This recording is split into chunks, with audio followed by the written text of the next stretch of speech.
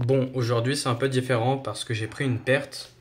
En réalité, je devais attendre la prochaine confirmation, la meilleure confirmation, mais avec de l'expérience et j'utilisais ça sur là et je disais que, ok, on a la pré-confirmation de la meilleure confirmation que j'attends et le prix il peut y aller avant de faire cette plus grande confirmation, alors que en réalité dans le scénario d'aujourd'hui, c'était pas trop. Voilà, vu que le prix il bougeait pas trop, pour moi il y avait peu de chances que le prix il part direct, mais après le prix il peut jouer en session PM beaucoup plus que la session AM, parce que là je vais vous montrer la session AM, elle pue la merde. Là, la daily, en fait, et je vois ce scénario, je le vois et je capte et je sais, mais mon modèle est là. Là, c'est juste la confirmation, mais en même temps, c'est pas si mauvais que ça parce que dans d'autres scénarios, si j'attendrais la plus grande confirmation, je me ferais manquer sur le trade et je le prendrais pas. Et là, voilà, j'attendais à soit le daily, il overshoot un peu la bougie précédente et on refait une daily verte, ou alors c'est une daily de pause pour ensuite continuer plus haut, suite à la daily précédente, qui a overshoot en bas, bam, comme ça. Et là, on fait soit comme ça, comme ça. Mais là, c'est sur de la session PM sur une journée. Il y a des news économiques, mais ouais. Et alors, on a ce gap H4 et aussi, ouais, un gros élément que j'aimais pas, c'est qu'il faut rééquilibrer la rangée. Après, le prix, il peut y aller direct et revenir plus tard. Mais on a la rangée à rééquilibrer et même le gap H4. Il y a ce point bleu sur lequel le prix a respecté, du coup, sur cette clôture de 4 heures et la clôture 1 heure. Mais ce niveau, c'est alors la BC H1, celle-ci. Et c'est aussi le quadrant du haut de la 4 heures.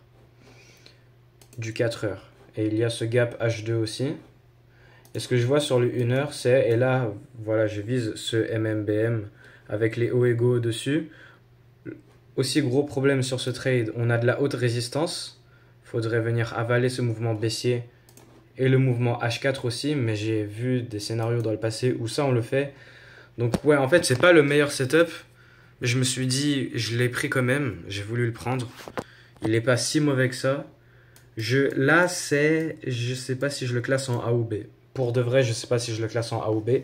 Normalement, je prends pas de B. Et la dernière fois que j'avais pris un B, la dernière vidéo là où j'avais pris un B, c'était la dernière fois où je prenais un B. Du coup, je prends pas de B. Mais là, sur le moment, je le voyais en A. En fait, ce qui me manquait, c'était la confirmation en plus. Et c'est cette confirmation en plus, si je l'aurais attendu, j'aurais évité une perte. Sauf qu'en même temps, j'ai pris le trade parce que on avait la préconfirmation de la plus grande confirmation. Et la plupart du temps, non pas la plupart du temps, mais le prix il peut partir sans moi si j'attends la plus grande confirmation. Mais ouais, là c'était vraiment une question de regarder si le price action bouge ou pas. C'est juste parce que le price action bouge pas beaucoup en session AM, ça veut pas dire que la session PM elle peut pas direct displace super rapidement. On avait eu du displacement sur mon retournement. Et là voilà, j'ai ce point d'intérêt. On a ces deux bougies horaires qui font un peu une pause après cette horaire, celle de 9 heures qui a pas mal baissé. Ça, c'est l'entrée dans le gap H1 avec des bas égaux, bas de Londres, bas asiatiques. Mais ça n'a plus trop de signification vu que c'est loin du prix, on est descendu tout en bas.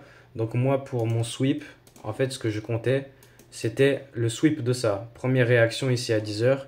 Et là, profil de marché, où de 7 heures à 8h30, c'est open reversal, où on descend. 8h30 à 10h, on continue à descendre. Et 10h à 11h30, voilà, on continue, on fait plus rien là. Et là, ce qui se passe sur 11h30 à 13h, c'est qu'on vient prendre le bas du cycle précédent de 10h à 11h30. Et là, on a ce displacement IFVG. Je ne vais pas acheter directement juste ça. Ok, on a sweep. Il n'y a pas de SMT divergence. Et là, ce que je vois après, c'est qu'on revient, respect de la BPR, de la IFVG. Et puis, on a redisplace la petite pause et on a redisplace au-dessus. Et là, on a ce CSD avec schéma ascendant. Mais le S&P 500, il est venu faire la manipulation. Donc ça, c'est la dernière manipulation. Et là, on l'a inversé, MSS. Et j'ai acheté ça. Sauf que moi, ce que j'attendais en plus de ça, c'était une bonne clôture horaire. Ok, la horaire, au final, elle a clôturé en respectant le gap. Mais ça, on s'en fout vu qu'elle a clôturé comme ça. Alors moi, je voulais une horaire qui clôture. Voilà, même si elle clôture comme une verte d'avant, un petit truc de merde, mais moi ce que j'attendais c'était le M15 qui CSD ça. Du coup, j'attendais ça. Et on n'a jamais eu ça. Parce que moi, j'ai décidé d'entrer à partir du M5. Et ouais, là, c'est un peu indécis, hein, en vrai, mon avis sur ce trade. Je vais le compter en A quand même, parce qu'il y a du displacement, sweep, bas du truc précédent, on inverse le bas du truc précédent, SMT divergence, PDA, HTF. C'est l'image du trade, en fait, parce que, genre, c'est une image, c'est un scénario que je vois qui n'est pas très probable. Ok, le prix, il veut plus pullback dans le gap H4 que juste venir sur le quadrant du haut.